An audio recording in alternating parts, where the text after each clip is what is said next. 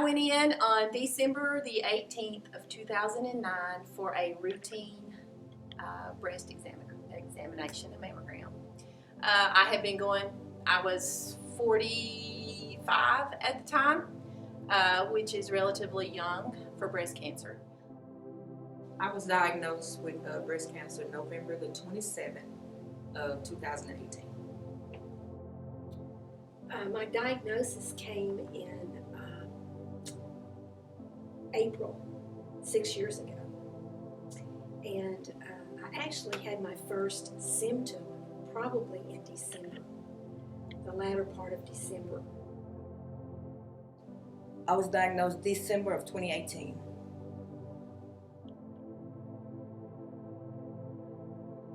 I went in with my husband. Paul was there with me. We went in and I had my routine mammogram. Was not suspecting anything, had not felt anything, had no idea anything was going on.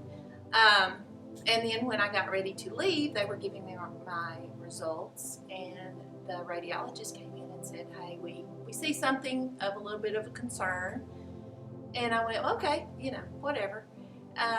They go back in and look at it a little closer, and sure enough, it was a lump in my right breast.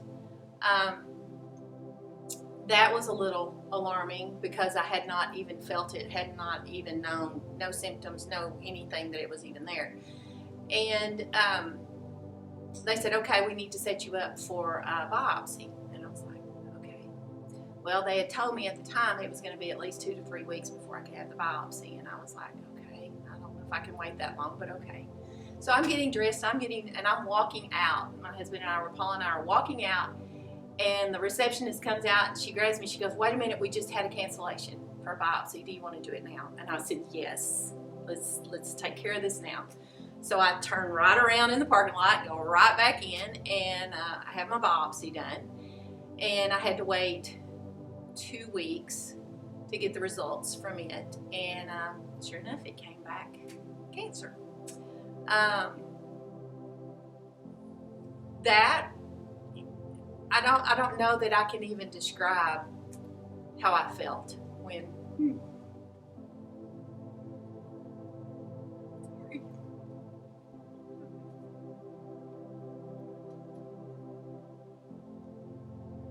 it's scary. Anytime you have that word put in your medical history anywhere, it's scary. And it was very surprising because no one anywhere in my family had breast cancer. There was no history of it anywhere in my family.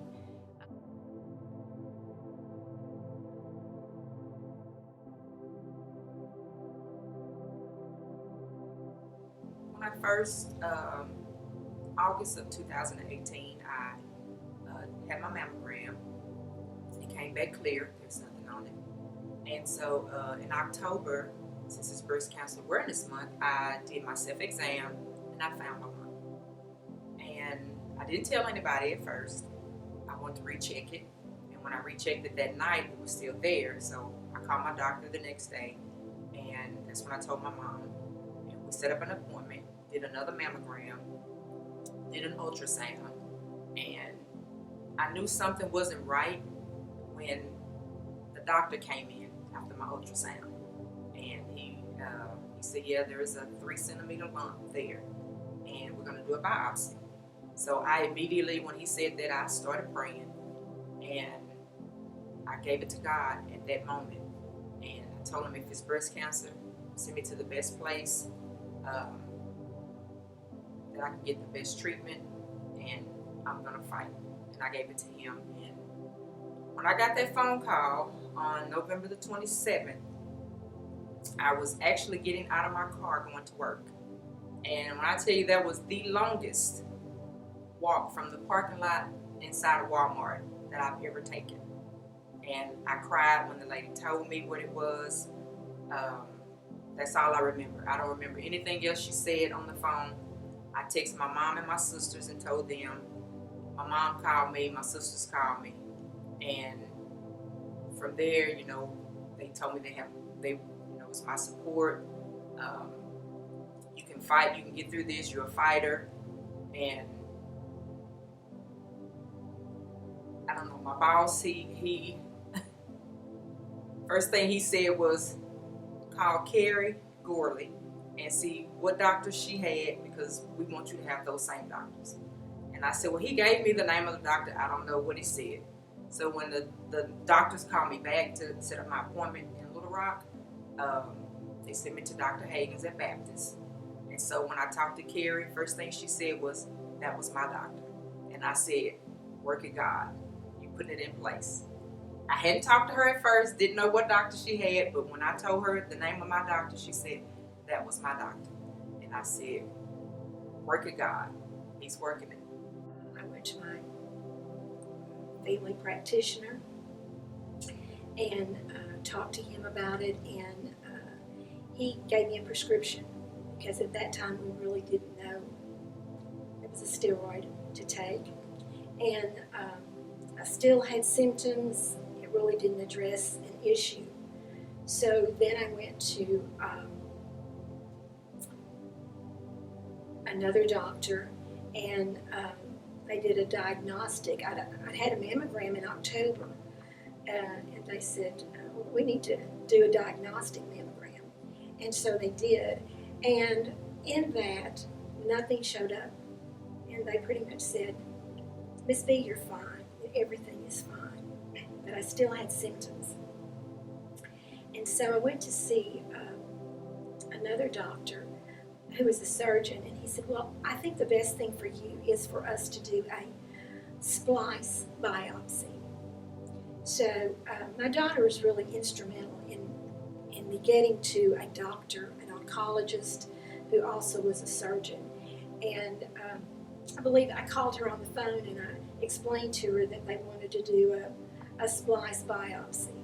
And I said, well, we'll talk about it as a family when I get home.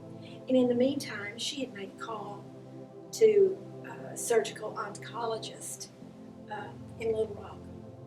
And she explained to her about my symptoms. And at the end of the conversation, she said, well, this patient is my mother. And she said, I'll see her in 2 days. And so she did, and 3 days after that, they did a biopsy. And my family was with me through the whole thing. My daughter and my husband and my son, who does not live here, but he was very much in touch with me to find out what was going on. And after the biopsy was done, they said, we'll call you with the results. And they told me what day they would call. So, you try to stay busy and you don't want to think about things because after having cancer once, you start thinking about how things were and you wonder if it's going to be the same type of thing.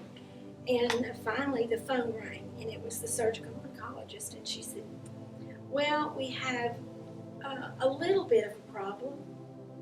And then she went on to say, it is cancer. It's Paget's disease, which is not detected many times in a surgical mammogram. So that's the reason that we couldn't see any results. Of course, my mom was with me, and she told me that she had a lump before, and it ended up being just calcium deposits. So in my mind, I'm thinking, okay, it's going to be calcium deposits. Just to not to be worried and to be scared and thinking the worst until I actually got my diagnosis.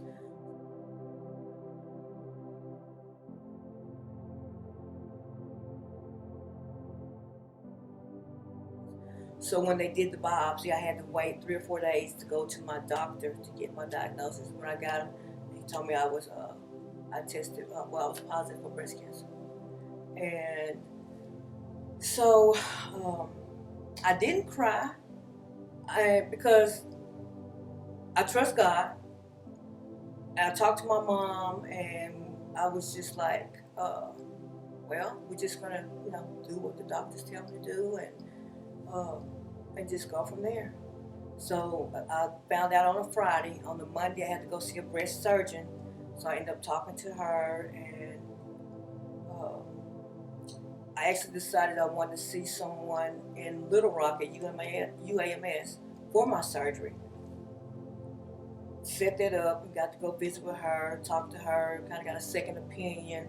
So she became my surgeon, which is Rhonda Henry Tillman at UAMS. Awesome doctor. Then the process started. I had, of course, you have a lot of tests and procedures and blood work, and I had to go and have a port put in. So the surgeon there in Texarkana put the port in for me. That was on January the 17th of 2019. Then on my birthday, January the 18th, I actually went to talk to my surgeon.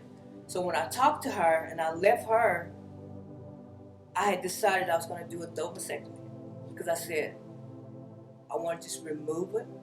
I don't have to worry about a mammogram again. Don't have to worry about it coming back. And I was under the impression that if I did that, I wouldn't have to have radiation.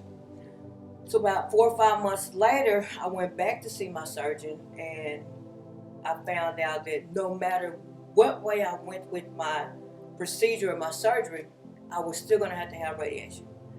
So at that point, I was kind of crushed, and so I asked her, I said, so what do you recommend?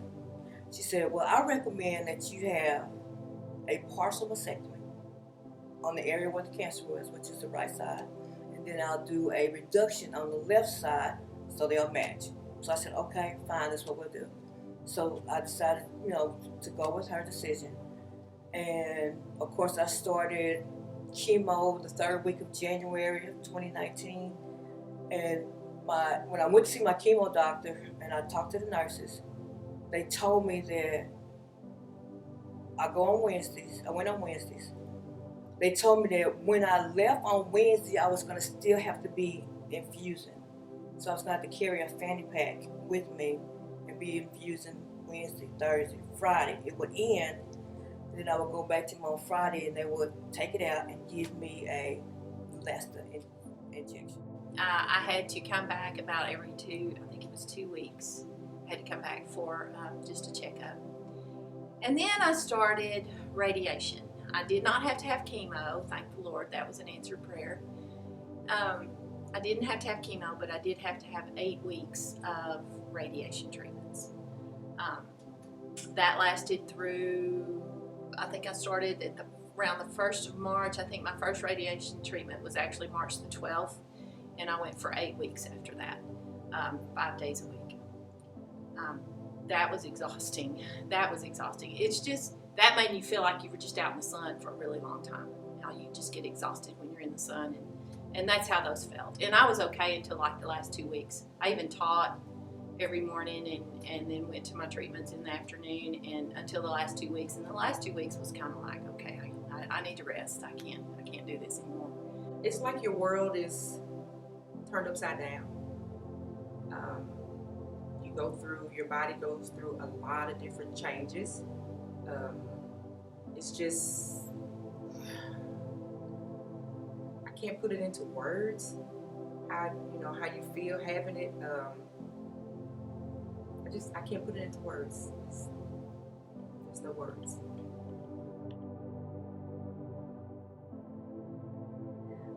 As I said before, my daughter had a great deal to do with my diagnosis.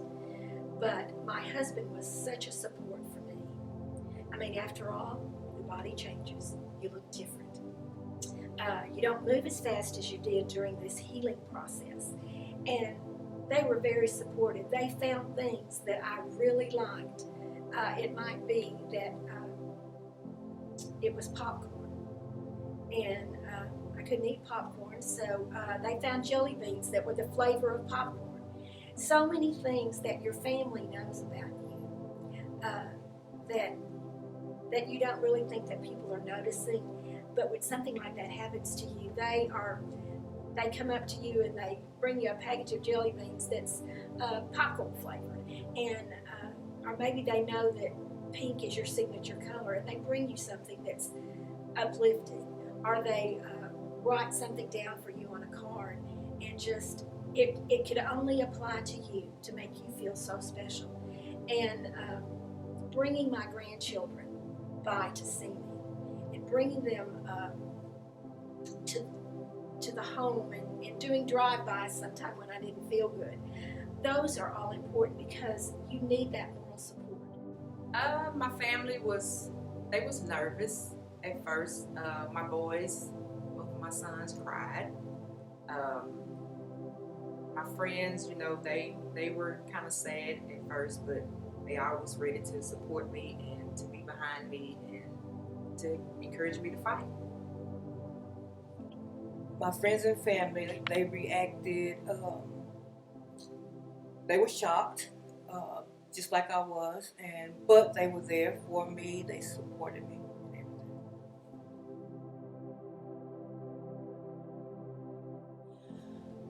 My family helped a lot with that. My family helped a lot with that, and my church and God. I mean, because when I say I did a lot of praying, I did a lot of praying, and He definitely gave me the strength to get through that. And my family just was unbelievably supportive. All of my siblings, even my mom and dad, and my girls, my husband. They were the ones that pushed me through it. It was still a win situation because I was going to be with him. And if he cured me and healed me, I would still be here to be blessed because of him. So I looked at it as a win-win situation. That's what I tell people. It's a win-win situation no matter what. I mean, because if you truly trust in him, you're going to trust him he has my best interest in mind. He created me. He knows all about me. So whenever I would get down, I just talk to him and lift me back up. A lot of times people will say to me, what did you think about her? Or what did you find that helped you in finding that joy, looking at that, choosing joy? Because there's so many other options out there that you can choose. You can choose, oh, I'm going to lay across this bed today, I'm going to be in depression, even though that you beat the cancer. There are days that you still feel not as well as you would, because it does leave your immune system weaker. And so you have to get up every morning thinking, I choose joy. God. I stay positive. I stay prayed up. Read my Bible. My support team will always call, give me Bible verses to read. I guess it's just the fighter in me that wouldn't give up, never give up. Whatever you do, never give up. Just God, just keeping my faith in God. That's what kept me positive.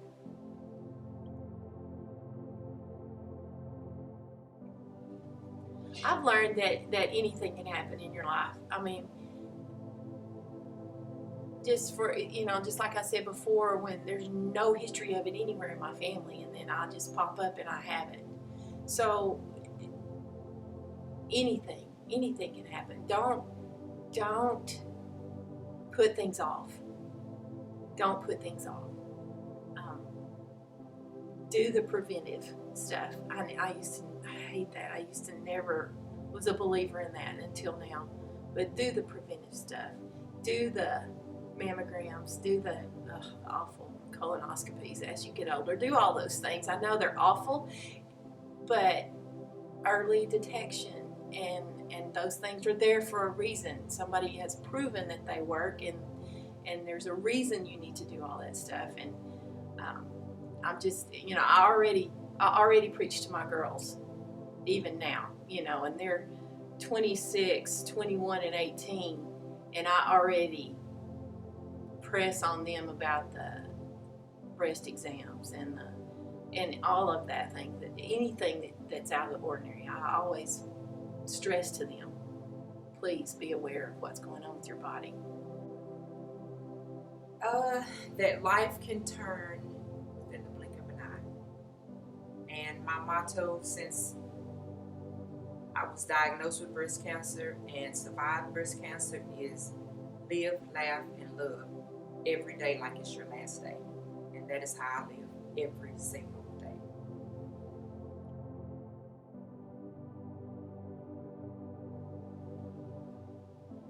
Go for your exams, just for the awareness.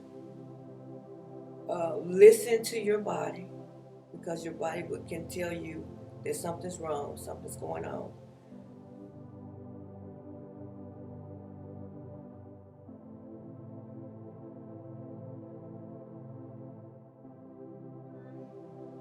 My best advice is to keep the faith, stay positive, keep all the negativity away from you. If you're going through breast cancer, stay prayed up, stay strong, never give up. Whatever you do, never ever give up. Keep fighting and keep the faith in God. Hang in there. You know, better days are ahead, I promise you. Better days are ahead. I know when you get so tired and you get so down,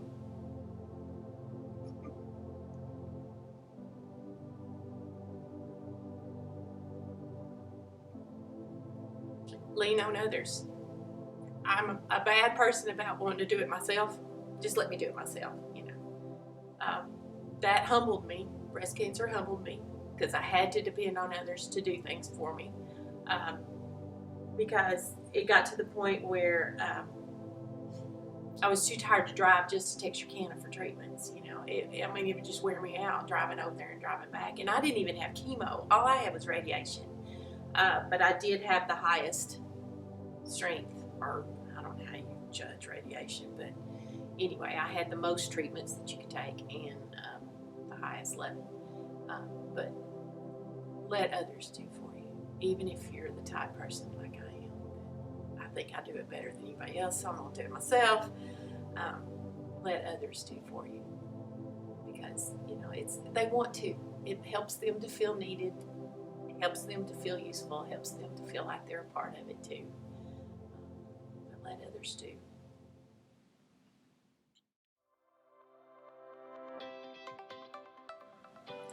When I think about being a survivor, I think about the process of fighting to get here.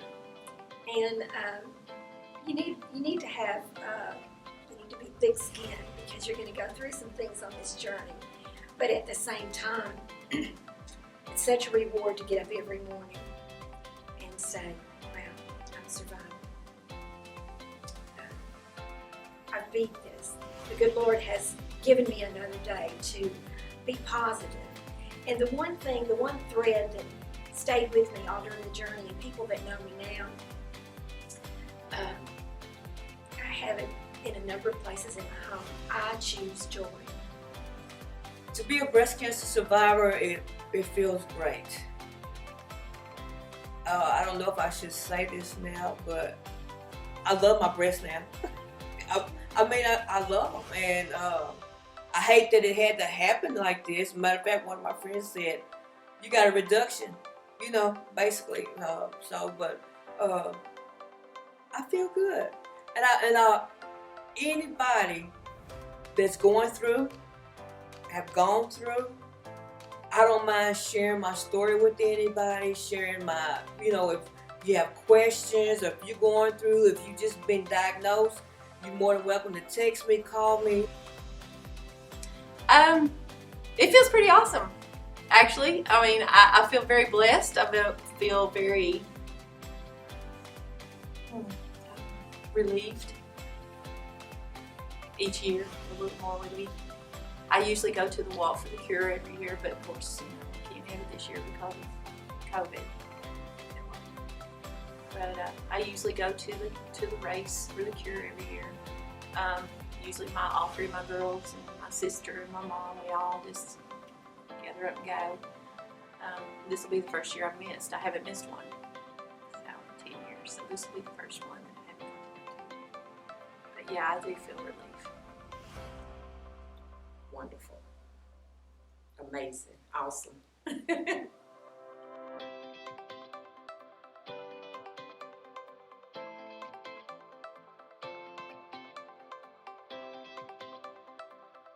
I'm Lori, and I am a survivor. I am Kimber, and I am a survivor. My name is Barbara, and I'm a survivor. My name is Phyllis, and I'm a breast cancer survivor.